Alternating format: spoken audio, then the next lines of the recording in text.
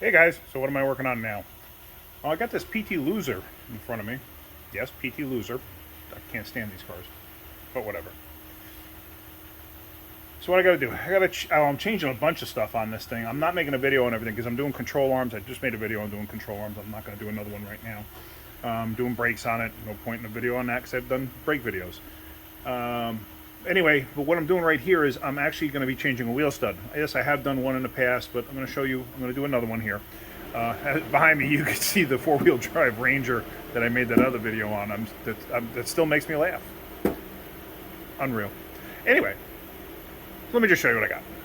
Now right here, as you can see, somebody's already changed one. But when I went to go pull the wheel off, as you see, there's no lower control arms. I took it out.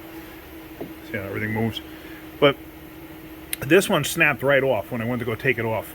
I guess whatever happened, and it just snapped off. No big deal. On Chrysler product, you can see they actually, on these earlier ones that have the press-in hub bearings, they actually give you a notch in the bearing plate. So this way the stud can fit through when you knock it through. So what I'm going to do is I'm going to knock this through and I'm going to drive a new one in. So let me go get the stuff that I need to do this and let me show you what I got to do. Now usually with a good swift hit onto the front side of the stud, you can knock it right out. So here I got my dead blow hammer. Let's give it a good swift hit. Yeah, it pops right out. Not a big deal.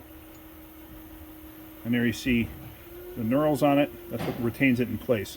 Now, luckily, these studs come with a flat to them. It helps on installation because sometimes when you're trying to clear stuff, it doesn't want to clear. Now, let me grab the new one. So here is the new stud. As you see, I put some brake lube on it just to give lube to the threads, that's all. So now you're going to insert this. Like I said, that cutout there, the flat, can help you get it into where it needs to go.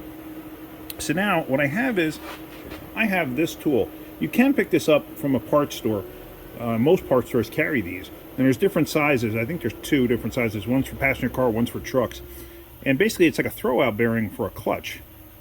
See that? And what happens is, you slide this on the stud like so. And then on this side you put the lug nut. I'm sorry, this side you put the lug nut. The lug nut fits into that receiver groove. And basically it allows it to spin like that while this piece is bottomed out on the hub. So pretty simple, just goes in like such. Zoom in a little bit on it. Sorry about that. Let's focus in a little better like that. And then you thread that in. I have had it in the past where the tool actually hits the hub. This one is right up against it. See that? But I've had it to where the tool hits the hub so much that you can't even use the tool. That I've had to use like a socket, not a socket, a nut, and put a nut on there with washers and stuff like that, and then use a lug nut. Usually you wind up destroying the lug nut in the process. So let me get my gun so we can tighten this up.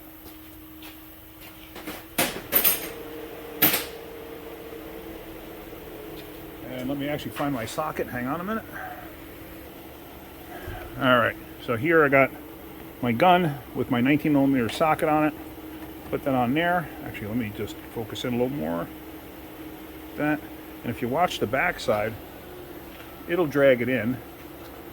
You get it in like that.